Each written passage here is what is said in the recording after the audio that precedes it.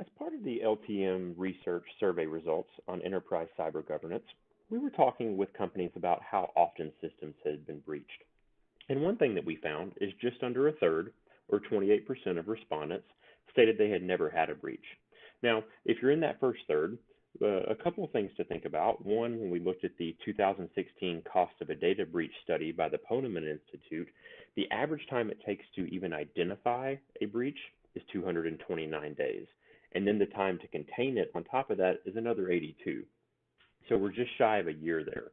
So really, the first question is there something going on that maybe I don't know about? Or, and maybe more likely, it's really a matter of when something's going to happen, as opposed to if something's going to happen. In this day and age, it's really no longer good enough to think that we're going to build protect our perimeter or build a wall high enough to keep all of the bad people out, right? There's internal threat to consider for those people who are already in, but then there's also technologies like the cloud where our perimeter keeps expanding, and it's really not enough to think about how I'm going to just protect the perimeter so that no one can get in, and really have to start looking at now, since it's a matter of when something's going to happen instead of if something's going to happen, what impact will that breach have on the organization?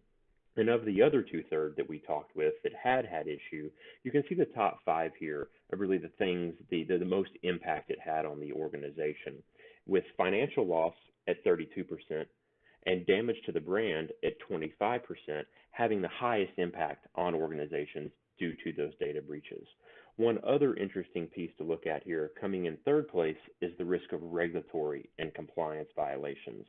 So when we think about organizations in highly regulated industries, the utilities, banking, oil and gas, life sciences, healthcare, right? Every one of those has their own specific challenge where these regulatory pressures are now starting to also implement IT security standards that need to be looked at.